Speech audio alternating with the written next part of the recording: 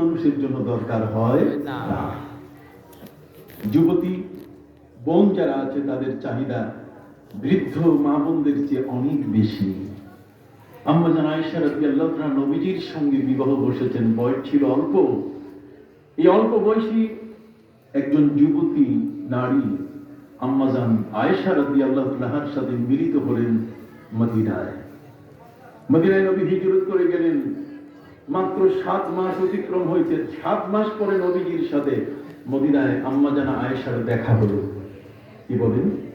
প্রিয় নবী সাল্লাল্লাহু আলাইহি ওয়াসাল্লাম তার সাথে যারা হিজরত করে মদিনায় গিয়েছেন তারা খালি হাতে গিয়েছেন। তাদের অর্থ কড়ি বাড়ির টাকা পয়সা কিছুই ছিল না। তখন নগদ, বিকাশ, কথা বল না, ব্যাংকে ট্রান্সফার, আরটিজিএস এগুলো কিছুই ছিল না যে এক জায়গা থেকে আরেক জায়গায় কোটি কোটি টাকা ট্রান্সফার করা যায়। ইলেকট্রনিক্স মিডিয়ার যে সমস্ত পদ্ধতি আছে, আধুনিক প্রযুক্তির মাধ্যমে এক জায়গা থেকে আরেক জায়গায় টাকা পাঠানো যায় না।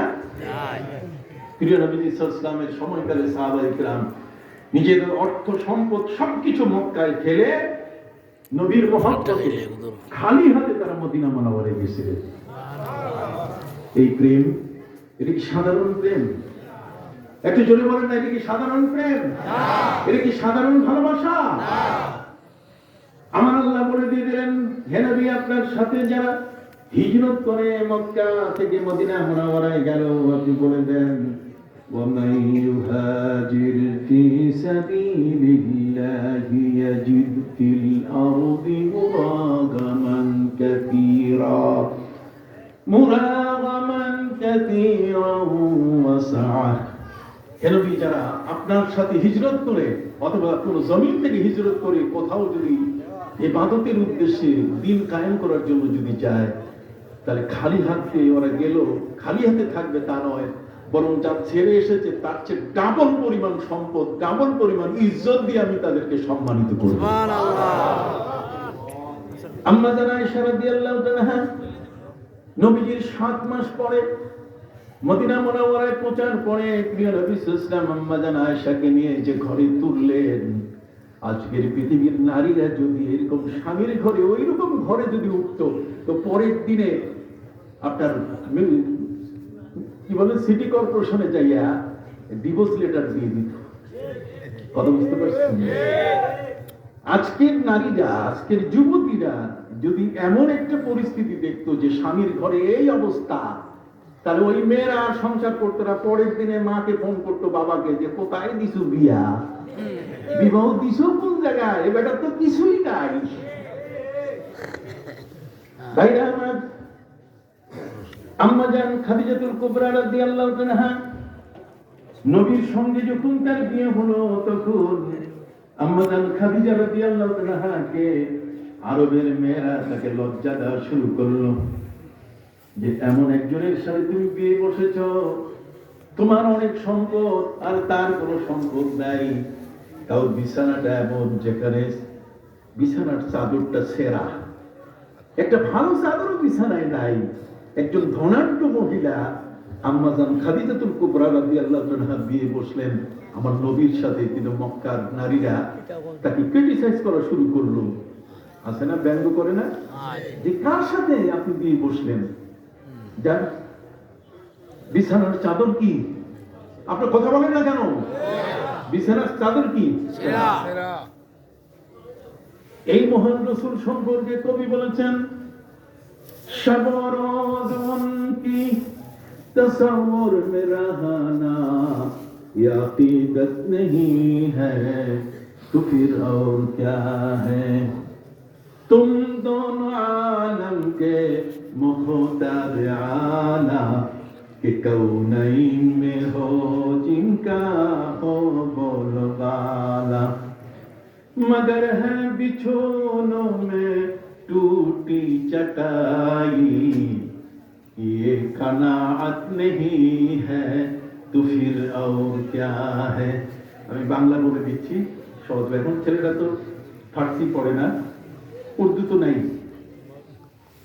কবি বলছেন, তুম দোনো আলম কে মুখতারে আলা, হে নবী, এই বিশ্ব জগৎ, এই দুনিয়া এবং আখিরাতে আপনি হলেন আল্লাহর পক্ষ থেকে নির্বাচিত বাদশাহ। তুম দোনো আলমকে মুখতার আলা, মুখতার মুখতার বলা হয়েছে, তাও সাধারণ মুখতার নয়, মুখতারে আলা। আপনি আমরা যারা নিজেরা বিদেশে যাই, তারা নিজের আত্মীয় স্বজনকে পাওয়ার অফ অ্যাটর্নি বানাই যায়, তাদেরকে ক্ষমতা হস্তান্তর করি, ঠিক কি না? কবি বলছেন যে আমার নবী হলেন তিনি দুই জগতের মুখতার আলা, তার মানে তিনি যা বলবেন আল্লাহ সেটাই কবুল করবেন। দেখছেন আল্লাহর সাথে কানেকশন, হট কানেকশন, এত চমৎকার কানেকশন। নবী আল্লাহকে যা বলবেন আল্লাহ বলছেন আমার নবী আপনার ইজ্জতে আমি সব আপনি পাশ করে দিয়ে দেব। সারা দুনিয়ার সমস্ত নবী আমাকে খুশি করেছে, আর আমি আল্লাহ আপনাকে খুশি করার জন্য প্রস্তুত। আপনি যা বলবেন তাই কি পাস, বলেন যাই কি যা বলবেন তাই কি পাস, বুঝেন? অনুমোদিত পাস, ফেল নয়, অবজ্ঞা নয়। আপনার কোন বিষয়কে আমি আল্লাহ কখনো ইগনোর করব না, আপনার কোন বিষয়কে আমি কখনো বাতিল করব না, বরং আপনি যেটাই করবেন সেটাই কি পাস। সুবহানাল্লাহ। যদিও দু একটি ঘটনায় কেউ কেউ কথা উচ্চারণ করেছেন, আমরা সেটি আপনাদের সামনে তুলে ধরার চেষ্টা করব, যাতে কোন রকম ভাবে কারো সংশয় সৃষ্টি না হয়।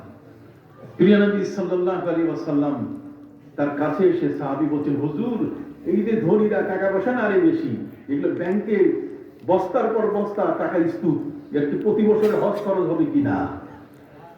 নবীজি কোনো কথা বললেন না। সাহাবী আকরা বিন হাবিস রাদিয়াল্লাহু তাআলা আরেক পাশে গিয়ে নবীজিকে বললেন যে নবীজি আমি যে প্রশ্ন করলাম ধনীদের উপরে কি প্রতি বছর হজ খরচ?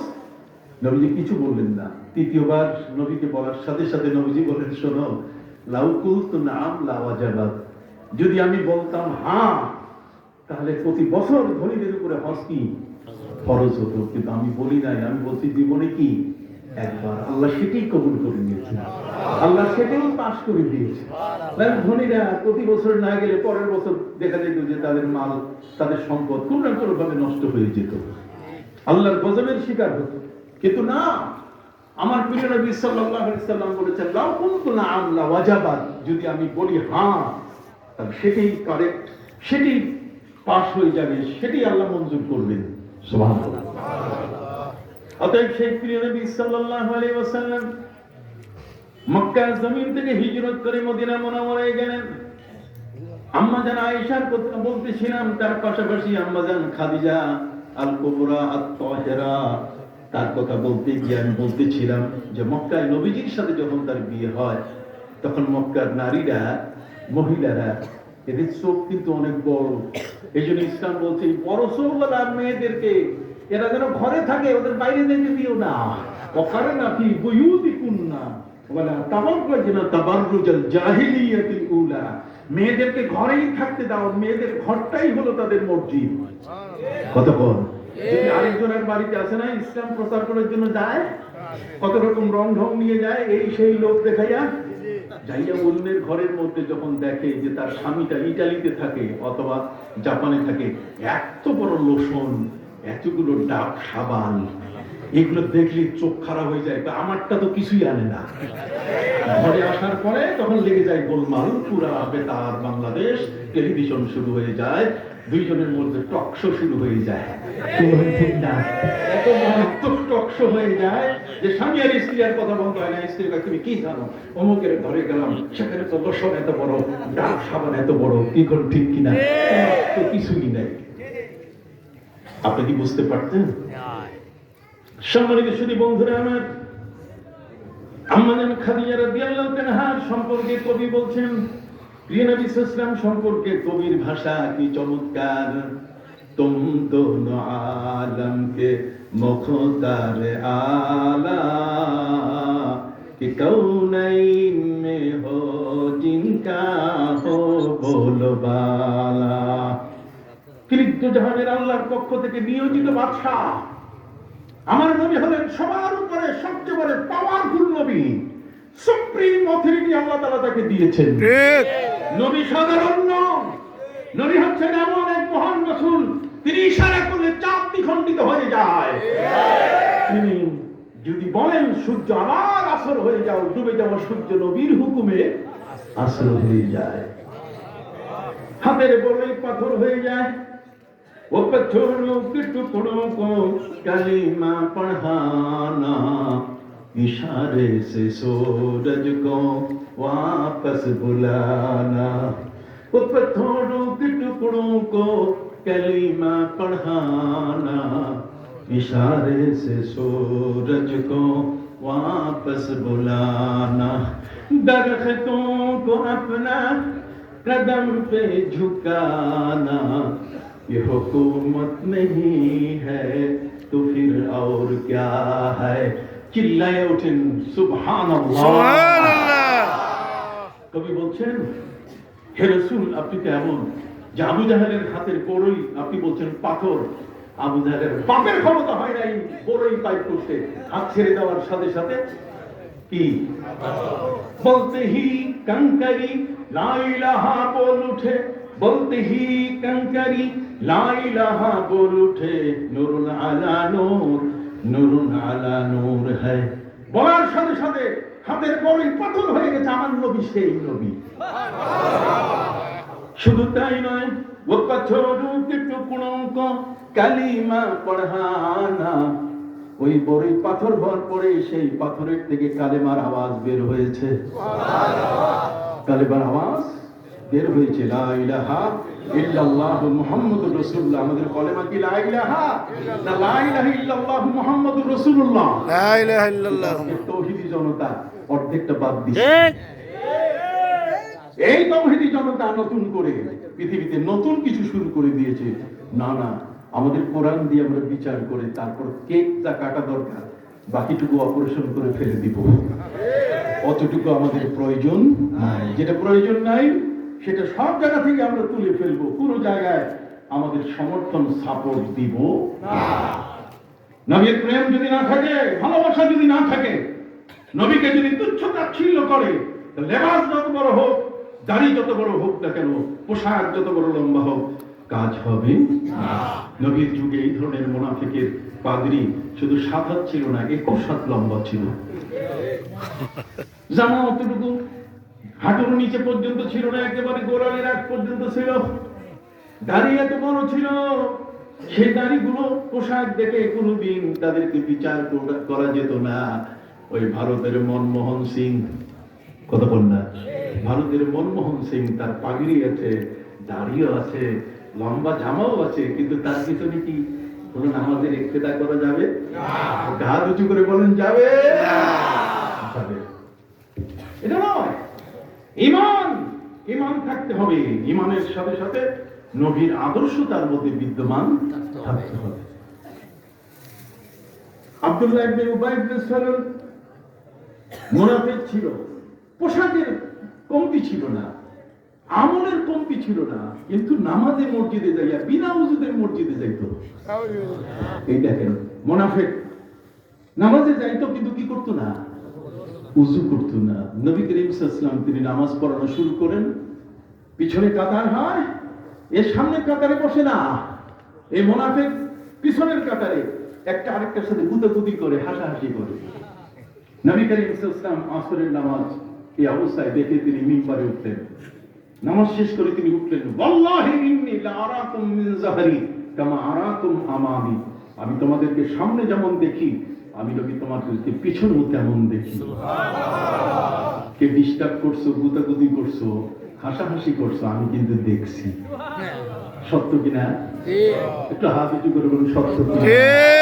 নবী হলেন সাদিকুল মাসদুক, তিনি হলেন মহাসত্যবাদী। তার জীবনে কোনোদিন তিনি মিথ্যা বলেন না।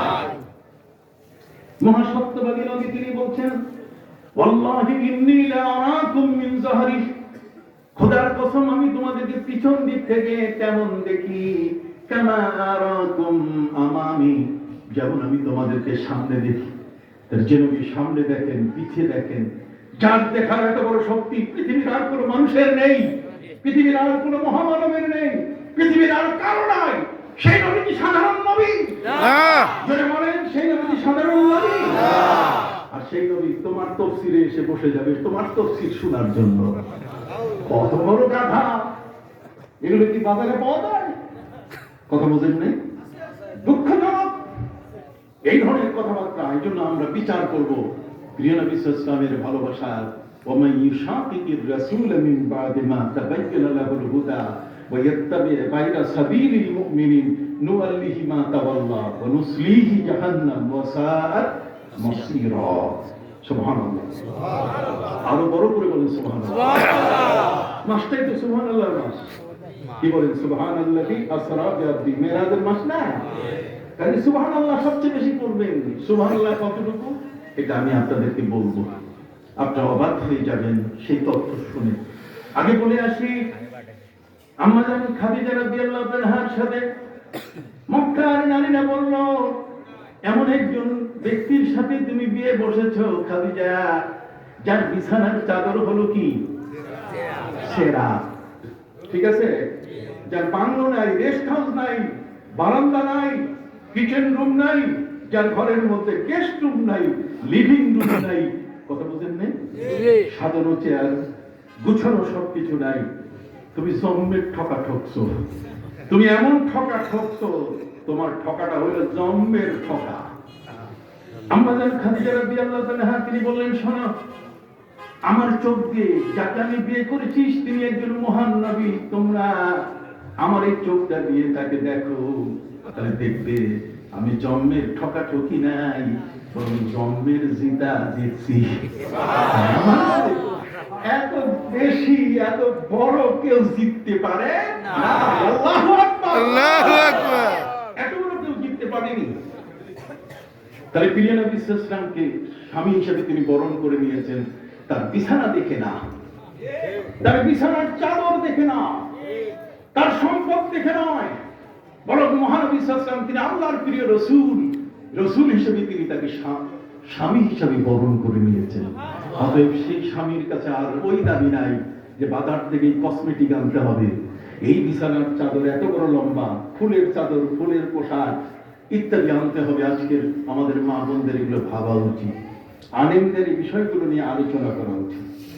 কেমন সম্মানিত সুধী, আম্মা জান আয়েশা রাদিয়াল্লাহু আনহা যখন তিনি মদিনা মুনাওয়ারায় গেলেন, নবীজির হিজরতের 7 মাস পরে নবীজি তাকে যে ঘরে উঠালেন, সেই ঘরের হিস্ট্রি 1-2 মিনিট আপনাদেরকে বলি, শুনবেন তো? আম্মা জান আয়েশা তিনি বলছেন যে আমি নবীকে নিয়ে যে ঘরে রাত্র কাটিয়েছি, সেই ঘরটা ছিল এত কনজাস্টেড মানে এত ছোট যে 2 জন শোয়া ছাড়া 3 জন শোয়া যায় না। কয়জন? 2 জন। নবীজিকে নিয়ে আম্মা জান আয়েশা যে ঘরের মধ্যে রাত্রে ঘুমাতেন, সেই ঘরটা হলো এমন, তিনি বলেন 2 জন ছাড়া 3য় জনের থাকার কোনো ব্যবস্থা নাই। আমাদের বউরা যদি এরকম দেখে, এরকম টাইম পাম্প হওয়ার সুযোগ নাই, চিৎকার ঘর কঠিন। পরের দিনে মায়ের বাপের ফোন দিবে যে এই বাড়িতে তুমি বিয়ে দিছো কেন? থাকার মতো জায়গা যেখানে 2 জন কুরুমতি সোজা হইয়া ছাড়া পাকা হওয়ার সুযোগ নাই। কথা বুঝতে পারছেন? সম্মানিত সুধী, তিনি বলেন যে নবীজি সাল্লাল্লাহু আলাইহি ওয়াসাল্লামের যে ঘরে আমাকে নিয়ে সংসার করেছেন, সেই ঘরটাতে দাঁড়াইলে নবীজির মাথার চান্দিতে, তালুতে, উপরের যে পাটাতন, ঘরের যে উপরের ছাদটা, এই পাটাতনটা চান্দির মধ্যে লাগতো, দাঁড়ানোর সাথে সাথে মাথার মধ্যে উপরের ছাদ লাগতো। আপনি চিন্তা করতে পারছেন? আমরা তো 14 ফিট 12 ফিট উপরে দেই, নিচে 6 ফিট, আর 6 ফিট উপরে ফ্যান করার ব্যবস্থা করি। আর আম্মা জান আয়েশা বলেন নবীজি আমাকে নিয়ে যে ঘরের মধ্যে রাত্র কাটিয়েছেন, সে ঘরে দাঁড়াইলে উপরের ছাদ লাগে কোথায়? মাথায়।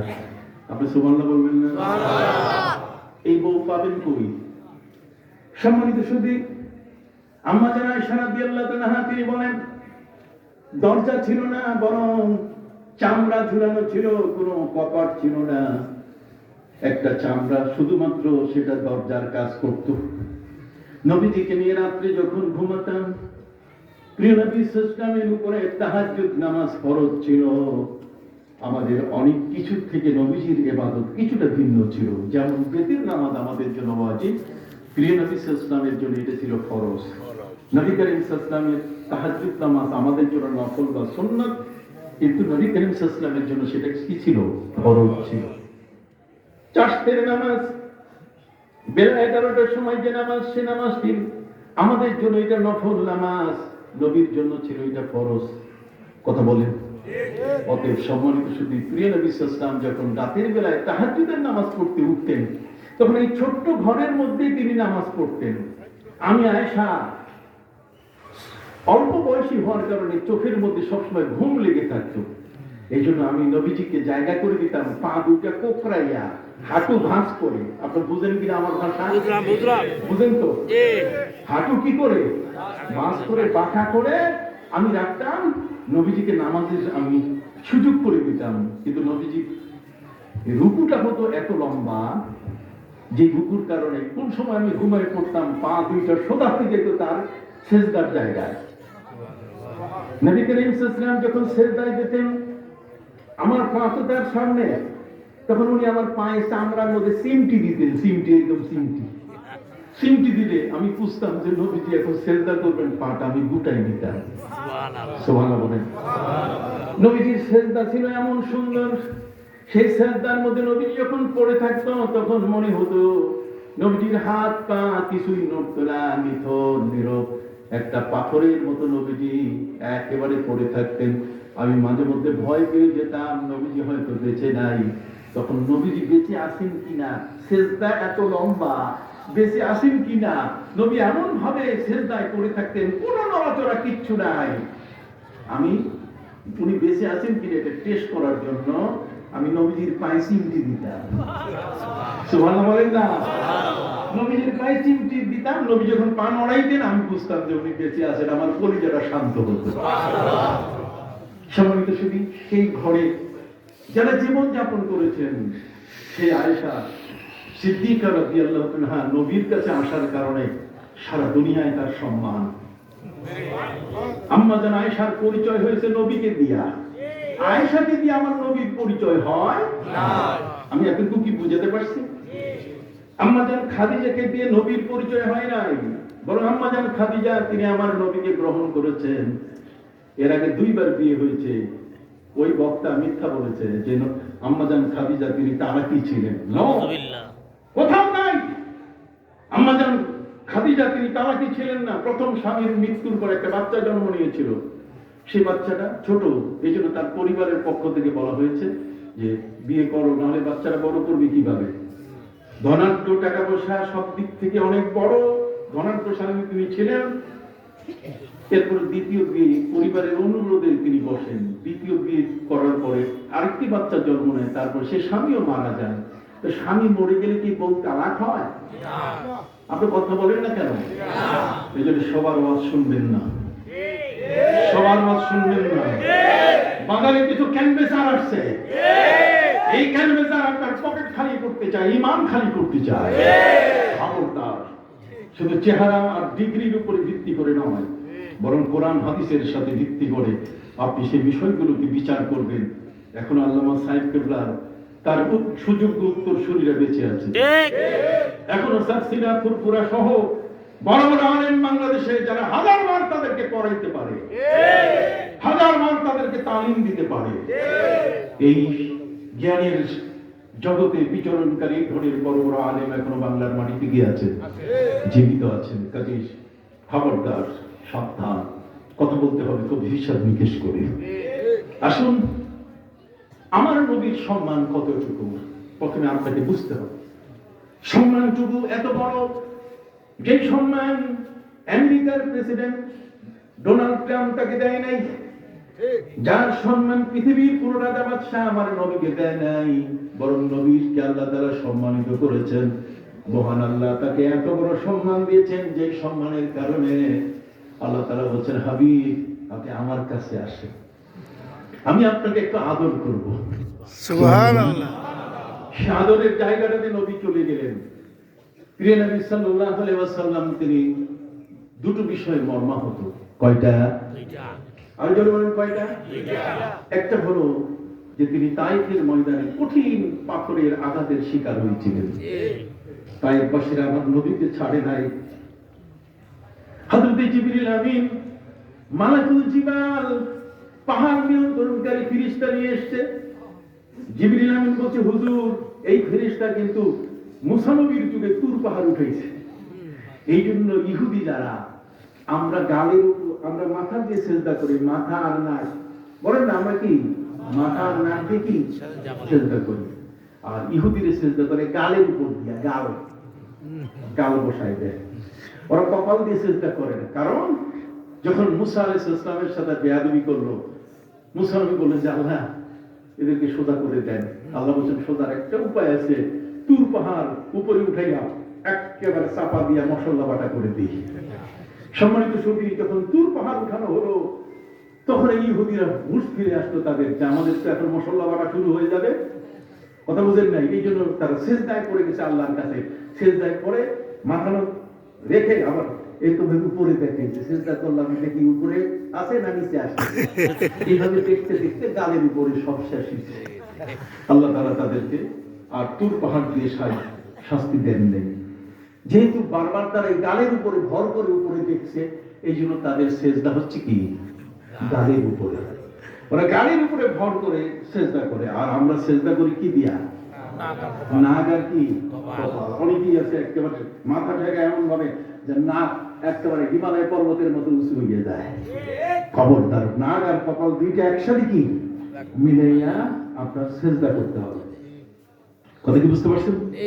যেমন সম্মানিত সুধী বন্ধুরা, আমাদের প্রিয় নবী সাল্লাল্লাহু আলাইহি ওয়াসাল্লামের মর্যাদা, তার শান কত বড়, যে আল্লাহ জগৎ সমূহ সৃষ্টি করেছেন, যার হাতে আমার জীবন, বিয়াদিহিল মুলক ওয়া হুয়া আলা কুল্লি শাইইন কাদির, যিনি সর্বময় ক্ষমতার অধিকারী, যিনি সর্বশক্তিমান। মৌলবী বলতেছে সর্বশক্তিমান বলাটা শিরক। ওর নাকটা গোপাল ভাড়ের মতো লম্বা হচ্ছে, খালি শিরকের গন্ধ পায়। আর একদল আছে খালি বেদাতের গন্ধ পায়। ওয়াহাবিরা পায় বেদাতের গন্ধ, আর ওই নজদি কতক্ষণ না, ওরা নামাজি সালাফি, এরা সবসময় কি ওই যে নবী করিম সাল্লাল্লাহু আলাইহি ওয়াসাল্লামের হাদিস অনুযায়ী হয় নাই। ওরা হাদিস এটাকে কখনো জাল বানায় ফেলে। কথা বল না, সহি হাদিসটা জাল বানাইতে তাদের সময় লাগে না। যাই হোক সম্মানিত সুধী, আমি তাদের প্রতি শ্রদ্ধা নিবেদন করে বলছি, খবরদার, এটা কতদিন চলবে? এগুলো চলবে না। এদেশে আলেম আছে, ওলামা ইকরাম আছে, এগুলো চলবে না। কাজেই আপনার প্রথম কথা হলো নবীর মর্যাদা কত বড়। প্রিয় নবী সাল্লাল্লাহু আলাইহি ওয়াসাল্লাম, আমার নবীকে তার মর্যাদা বোঝাবার জন্য যে বিষয়গুলো একের পর এক তিনি করেছেন, তার কয়েকটা আপনাকে বললে আপনি অবাক হয়ে যাবেন। আপনি জানেন নবী করিম সাল্লাল্লাহু আলাইহি ওয়াসাল্লাম যখন হিজরত করে মদিনা মুনাওয়ারায় গেলেন, তখন 16 অথবা 17 মাস পর্যন্ত ইহুদিদের কিবলা, ইহুদিরা মদিনায় বাস করত সবচেয়ে বেশি সংখ্যায়। তাদের কিবলা ছিল বাইতুল মুকাদ্দাস, কথা বল না, উত্তর দিকে। কোন দিকে? আল্লাহ তাআলা নবীকে পাঠালেন, পাঠাই দেওয়ার পরে আল্লাহ নির্দেশ দিলেন যে আপনি এখন উত্তর দিকে ফিরে ইবাদত করবেন। আপনি সুবহানাল্লাহ বলবেন না? সুবহানাল্লাহ। আসলে কোরআনের রাজনীতি কত চমৎকার। মদিনার ইহুদিরা তারা উপাসনা করে, তারা সেজদা করে কোন দিকে? আর উত্তর দিকে। কাবা হলো দক্ষিণ দিকে। নবী সারা জীবন কাবার দিকে ফিরে নামাজ পড়ছেন, কিন্তু উত্তর দিকে বাইতুল মুকাদ্দাসের দিকে ইহুদিরা নামাজ পড়ে, সেদিকে কিবলা বানাইয়া আল্লাহ তাআলা আমার নবীকে বললেন যে আপনি মদিনায় গেলে ওই দিকে ফিরে আপনি নামাজ পড়বেন। যেই দিকে ফিরে ইহুদিরা নামাজ পড়ে, নবীজি মনের দিক থেকে সেই দিকে নামাজ পড়াটা কেমন জানি একটু অন্যরকম মনে করছিলেন। কিন্তু হুকুম কার? আল্লাহ। আর যদি বলে হুকুম কার? আল্লাহ। 16 এবং 17 মাস পর্যন্ত নবীজি আল্লাহর নির্দেশে উত্তর দিকে ফিরে নামাজ পড়তেছেন, কিন্তু নামাজ পড়ার পরে প্রিয় নবী সাল্লাল্লাহু আলাইহি ওয়াসাল্লাম তিনি আকাশের দিকে তাকান, আকাশের দিকে তাকাইয়া আবার মাথা নিচু করেন। তার মানে তিনি আল্লাহর কাছে বডি ল্যাঙ্গুয়েজ, একটা হচ্ছে ভাষা আর একটা হচ্ছে কি বডি ল্যাঙ্গুয়েজ, কথা বলা, আর একটা কথা ছাড়াই কি, কথা ছাড়াই ফয়সালা দেওয়া। যেমন ইমাম আবু হানিফা রাহমাতুল্লাহ আলাইহির কাছে একজন মহিলা একটা আপেল পাঠাই দিয়েছিল, একটা লাল বর্ণের আপেল, যার নিচটা ছিল লাল, উপরটা একটু সাদা। এই আপেল জানেন তো? শুনুন, আপেল ফল চিনেন কিনা? একটু কথা না বললে হবে কেন? এই যে আপেল আপেল পাঠাই দিয়েছে ইমাম আবু হানিফার কাছে, আমার মতো হুজুরের কাছে পাঠাই দিলে আমি এটা আশপাশে যা আছে টুকরা টুকরা করে সবাইকে মিলাইয়া খেয়ে নিতাম। কিন্তু সেই মহিলা ইমাম আবু হানিফা রাহমাতুল্লাহির কাছে আপেল পাঠিয়ে দিয়েছে। ইমাম আবু হানিফা এত বড় জ্ঞানী ব্যক্তি ছিলেন, তিনি আপেলটা 2 টুকরা করে মহিলাকে পাঠিয়ে দিয়েছিলেন। মহিলা আপেলটা দিয়ে প্রশ্ন করেছে, কিন্তু কোনো শব্দ নাই, কোনো ভাষা নাই, কোনো ভাষা নাই। একটা আপেল পাঠাই দিয়ে তিনি বলছেন এই আপেলটা উনি ইচ্ছে করলে তো খেয়ে ফেলতেন, কিন্তু উনি জ্ঞানী মানুষ, উনি বুঝতেন যে এই আপেলটা কিন্তু আমাকে প্রশ্ন করা হয়েছে আপেলটা দেয়া, এই জন্য তিনি উত্তর দিলেন মাঝখানে কি কেটে 2 টুকরা করে পাঠাই দিয়েছেন। মহিলা বুঝতে পারছে, তাহলে এখন প্রশ্ন আর ফতোয়া কি? প্রশ্ন হলো, মহিলা বলছে যে আপেল এর গায়ের রংটা হলো লাল, মহিলা এখন অসুস্থ, তার মাসের অসুস্থতা চলতেছে। মহিলা ইমাম আবু হানিফার কাছে জানতে চেয়েছে যে এখন তো লাল অবস্থায় আমি আছি, আমার শরীর খারাপ, আমি পবিত্র কবে হব, পবিত্র হওয়ার আলামতটা কবে? ইমাম আবু হানিফা রাহমাতুল্লাহ আলাইহি তিনি আপেল কাটছেন, আপেল কাটার পরে ভিতরটা কি সাদা, ভিতর কি সাদা। মহিলাকে বলছেন যখন লাল রংটা বাদ হয়ে এই সাদা রকম শুরু হয়ে যাবে তখন তুমি নামাজ শুরু করবে। দেখছেন কি চমৎকার, প্রশ্ন কত চমৎকার, আর ফতোয়া উত্তরও কত চমৎকার, কিন্তু প্রশ্নকারীর কোনো ভাষাও নাই আর উত্তরের কি ভাষা নাই, দুইজনের প্র্যাকটিক্যাল কথা বল না। আপনার গ্রামগঞ্জের লজ্জাবতী দেখছেন কিনা? লজ্জাবতী দেখছেন কিনা? লজ্জাবতীতে একটু দিলেই আস্তে করে বন্ধ হয়ে যায়। সেই মহিলা ছিল বড়ই লজ্জাবতী, মুখ দিয়ে হুজুরের কাছে জিজ্ঞেস করবেন তার অবস্থা, কখন তিনি নামাজ পড়বেন, এই বিষয়টা মহিলা বলতে লজ্জা পেয়েছে, এই জন্য তিনি কৌশল করে পাঠিয়ে দিয়েছে কি আপেল। ইমাম আবু হানিফা এত বড় জ্ঞানী, তিনি বুঝতে পেরেছেন যে মহিলা তো তার নিজের অবস্থা, তার শারীরিক অবস্থা জানাই দিতে আপেলের গায়ের রং দিয়া, এই জন্য মাঝখানে কেটে তিনি তার উত্তর দিলেন। তাহলে অনেক সময় উত্তরে কি ভাষা লাগে না, কথা বল না, প্রশ্ন করতেও কি ভাষা লাগে না, আর উত্তরেও কি ভাষা লাগে না। যেমন আরেকটা ঘটনা বলি, আপনার ধৈর্য আছে শোনার? এখন ওয়াজ শুরু করি নাই, ওয়াজ আসতেছে, কথা বুঝতে পারছেন? সম্মানিত সুধী, প্রিয় নবী সাল্লাল্লাহু আলাইহি ওয়াসাল্লামের উম্মতকে আল্লাহ পাক রব্বুল আলামিন ঠিক এই ধরনের জ্ঞান দিয়েছেন। নবী করিম সাল্লাল্লাহু আলাইহি ওয়াসাল্লামের মদিনা যখন হিজরত হলো, মদিনা হিজরত হওয়ার পরে তখন মক্কার কাফিররা ভয়ে কম্পমান যে আমরা একজন নবীকে বিদায় করছি আমাদের দেশ থেকে, এটা অন্যায় করছি। তবে তারা বোধহয় এখনো খুব ভালো শক্তিশালী হতে পারে নাই, বুঝতে পারেন? এই জন্য তারা একজন গায়িকা পাঠাই দিয়েছিল। কি পাঠাই দিয়েছিল? গায়িকা। দেখেন না আমাদের দেশে বাউল গান গায়, বাউলের কোনো ধর্ম নাই, বাউলের ধর্ম হলো মানব ধর্ম। বাউল কখনো ইসলাম ধর্ম মানে না, কোরআনও মানে না, কিতাবও মানে না, বাউলরা কিচ্ছু মানে না। এরা বয়াতি, এরা শরীয়ত মারিফতের ঝগড়া করে, এরা আল্লাহকে নিয়ে বাজে কথাবার্তা বলে, সূরা নাস নিয়ে নাচতেই থাকে, ওরা নাচার কথা বলে। অতএব বাউল যারা আছে তারা কিন্তু আমাদের ধর্মের না, কথা বুঝতে পারছেন? বাউলটা কোন অবস্থায় আমাদের ধর্মের নয়। এ ভাই একটু দয়া করে বসেন। সম্মানিত সুধী বন্ধুরা আমার, আপনাদের অত্যন্ত জানা দরকার মদিনা মুনাওয়ারায় মক্কার কাফেররা একজন গায়িকাকে পাঠাই দিল, যাও তো খবরটা নিয়ে আসো। এই খবরটা নিতে গিয়ে আবু লুবাবা রাদিয়াল্লাহু তাআলার নাম কি? সবাই বলেন কি নাম? হযরত আবু লুবাবা রাদিয়াল্লাহু তাআলার কাছে গিয়ে বলছে, আবু লুবাবা বলেন তো মুসলমানের শক্তি কি রকম? আবু লুবাবা মুখে বলেন নাই, তিনি আঙ্গুল দিয়ে ইশারা করছেন। এই দেখেন আমাদেরকে দেখেন, এটা দেখা সুন্নাত। এই হাদিসটা এমন একটা হাদিস যে হাদিসটি ইশারা ছাড়া এমনি ভাষা দিয়ে বোঝানো যায় না। হযরতে আবু লুবাবা রাদিয়াল্লাহু তাআলা তিনি মহিলাকে উত্তর দিলেন,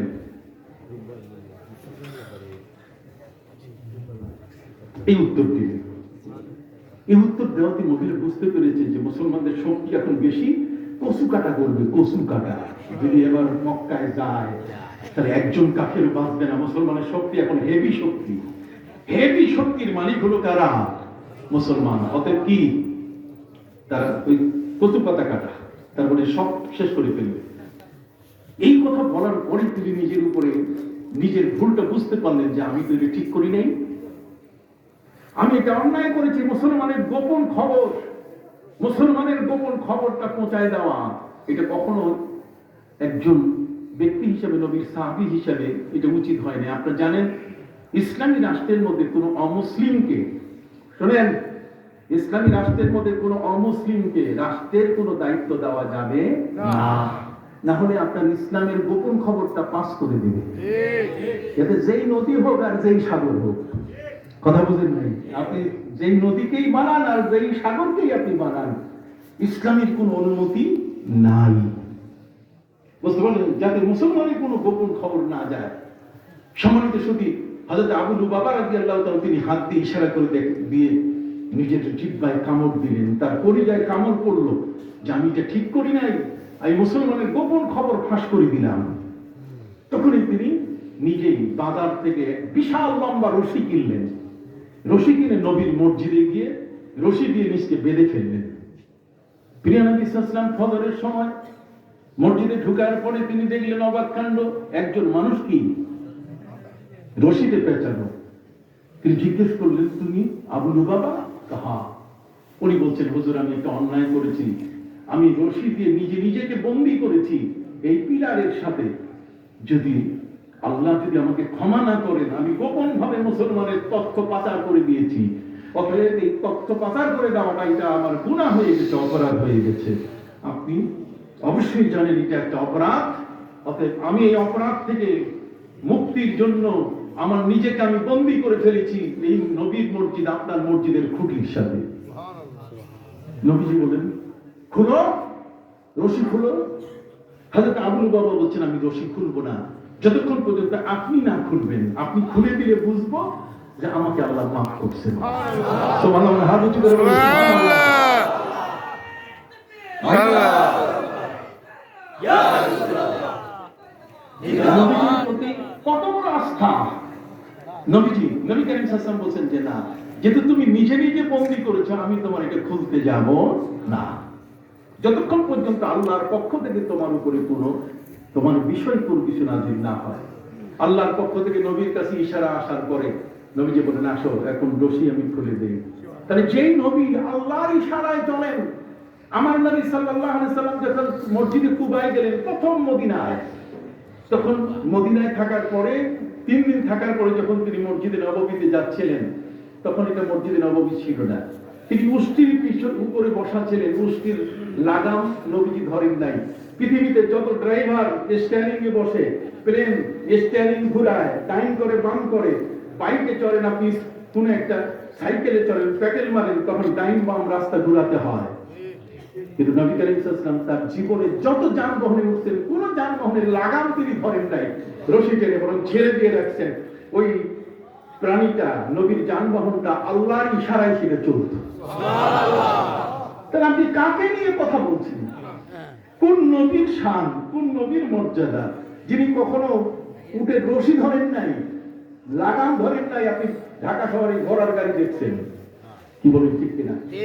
ঘোড়ার পিঠে মানুষ চড়ে, এটা আপনারা দেখছেন। সেই মানুষটা যখন চড়ে তখন তার ঘোড়ার নাকের মধ্যে কি থাকে? লাগাম থাকে। কখনো ডান দিকে খোঁজ মারে, কখনো কি বাম দিকে। কথা বুঝতে পারছেন? আপনি এখান থেকে যদি ওই আউশকান্দি পার হয়ে যদি আপনি তাকে নবীগঞ্জ নিতে চান, তাহলে ডান দিকে খোঁচা মারতে হবে আপনাকে, তার নবীগঞ্জ যাবে, না হলে সোজা একেবারে মিরপুর হইয়া চলে যাবে সেই শায়েস্তাগঞ্জ। কি বলেন ঠিক না? কিন্তু প্রিয় নবী সাল্লাল্লাহু আলাইহি ওয়াসাল্লামের যানবাহন, তার এই উষ্টিতে যখন তিনি উঠতেন, তখন সেই উষ্টির লাগাম ধরতেন না।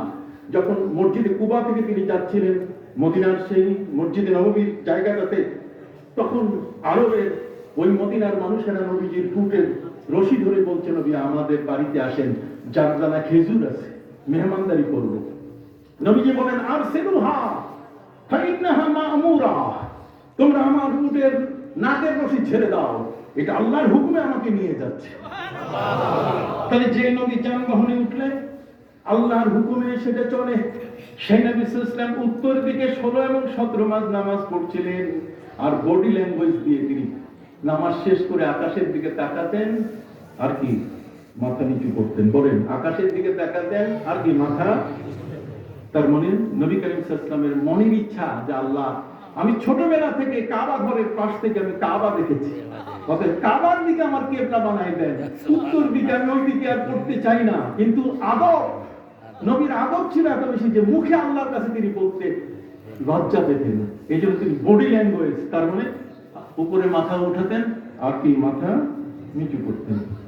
এভাবে 16-17 মাস পরে আল্লাহ পাক রব্বুল আলামিন বলেন, হে নবী, قد نرى تقلب وجهك في السماء, হে নবী আমি দেখতে পেয়েছি আপনি আপনার ইবাদত শেষ করে আকাশের দিকে মাথা উঠান, আপনার মনটা চায় আমি যেন কাবা আপনার কিবলা বানাই দেই, মসজিদে কিবলা তাই মদিনা মুনাওয়ারার সেই মসজিদে যোহরের নামাজের সময় প্রিয় নবী সাল্লাল্লাহু আলাইহি ওয়াসাল্লাম তিনি 2 রাকাত নামাজ পড়ার পরে আল্লাহ বলে দিলেন, হে নবী আমি দেখেছি قد نرى تقلب وجهك في السماء فلنولينك قبلة ترضاها, হে নবী আপনি চাচ্ছিলেন কাবা ঘর কিবলা, আপনি চাচ্ছেন, এই জন্য আমি আল্লাহ পাস করে দিলাম।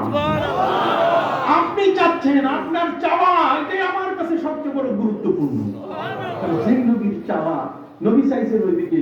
নবীর আদব কত বড়, তিনি ইচ্ছে করলে বলতে পারতেন না কথা বলুন। আদব আর বেয়াদবি নয়, ধৈর্যেরও তো কিছু ব্যাপার আছে। মুসা নবী আল্লাহর কাছে বলছেন যে আল্লাহ অন্য কোনো কিতাব চাই না, আমার কওমের লোক নতুন আসমানি কিতাব চেয়েছে দেন। আল্লাহ বলছেন যাও 30 দিনের রোজা রাখো ওই তুর পাহাড়ে যাইয়া, আমি 30 দিনে তোমার চাহিদা পূরণ করবো, তোমাকে আসমানি কিতাব দিব। 30 দিন যেদিনই শেষ হচ্ছে, মুসা নবীকে আল্লাহ রোজা রাখার নির্দেশ দিয়েছেন। সেই যুগের রোজা হলো কথা বলা যাবে না। মুসা নবী 30তম দিন, 30 দিন পার করতেছে, আর মাত্র কয়েক মিনিট বাকি। মুসা নবী বলছেন আল্লাহর কাছে বললাম 30 দিন রোজা শেষ হয়ে যাইতেছে, এখনো কোনো কিতাব নাই। মুসা নবী আল্লাহর কাছে বলেন যে আল্লাহ কিতাব দিলেন না যে? আল্লাহ বলছেন তোমাকে কিতাব দিতে আমার সেকেন্ড লাগে, তুমি কথা বলছো কেন? কথা বলে গেছো, তুমি কথা বললে কেন? তুমি রোজা অবস্থায় থাকতে, আমি তো ওয়াদা করেছি ইন্নাল্লাহা লা ইউখলিফুল মিয়াদ, আমি আল্লাহ কখনো ওয়াদা নষ্ট করি না। অতএব তুমি কথা বললে কেন? মুসা বলছে আল্লাহ তো ভুল করছি, কি করা যায়? আল্লাহ বলছেন আরো 10 দিন রোজা রাখতে হবে। 40 দিন পরে আল্লাহ তাআলা তৌরাত দিয়ে দিলেন তাকে, আলোয়াহে তৌরাত নামক কিতাবখানা তাকে দিয়ে দিলেন। অতএব সম্মানিত সুধী, আল্লাহ পাক রব্বুল আলামিন আমার প্রিয় নবীকে এত আদবওয়ালা নবী বানাইছেন, যে আদবওয়ালা নবী 16-17 মাস পর্যন্ত উত্তর দিকে ওই বাইতুল মুকাদ্দাসের দিকে ফিরে নামাজ পড়তেছেন, কিন্তু মনটা চাচ্ছে কোন দিকে? কাবার দিকে। মন চাচ্ছে কাবার দিকে ফিরে। প্রিয় নবী সাল্লাল্লাহু আলাইহি ওয়াসাল্লাম যোহরের নামাজ পড়তেছিলেন মসজিদে কিবলা তাইন, এখানে বনি সালমার গোত্র একজন রোগীকে তিনি দেখতে গেছেন, যোহরের নামাজ পড়তেছিলেন উত্তর দিকে ফিরে। 2 রাকাতের পরে আল্লাহ তাআলা বললেন যান, আপনার আশা আমি পূরণ করে দিলাম, আপনি চাইছেন তার বাহা, আপনি যেহেতু চেয়েছেন, আপনাকে খুশি করাই হলো আমার সবাই জন্য। অতএব চন্দ্র সূর্য নক্ষত্র রাজি, এই পৃথিবীর যা কিছু আছে সবকিছু আপনার হুকুমে চলবে। সুবহানাল্লাহ বলেন। আমি তো হুকুম দিয়েছি, আপনি হুকুম করলে সেটাও মানবে তারা। এই জন্য কবি বলেছেন কি ওফা তুনে মোহাম্মদ সে তো হাম তেরে হ্যাঁ, ये जहां चीज क्या लौह कलम सब तेरे हैं। যদি নবীজির সাথে তোমার ভালোবাসা থাকে তাহলে তোমাকে আল্লাহ তাআলা এমন ক্ষমতা দিবেন, লৌহ কলম সবকিছু তোমার কথায় উঠবে বসবে। আমার এই কথা কইলেন না যে আমার হুকুমে সূর্য উঠবে আর ডুববে, কথা বল না। আমার হুকুমে আমি যা বলবো তাই হবে। খবরদার, তুমি সেই ব্যক্তি নাও যে ব্যক্তি প্রিয় নবী সাল্লাল্লাহু আলাইহি ওয়াসাল্লামের মহব্বতে জীবনকে উজাড় করে দিয়েছে। সুবহানাল্লাহ বলেন। সম্মানিত শুধু এই জন্য আপনাদের খেদমতে আরজ করতেছিলাম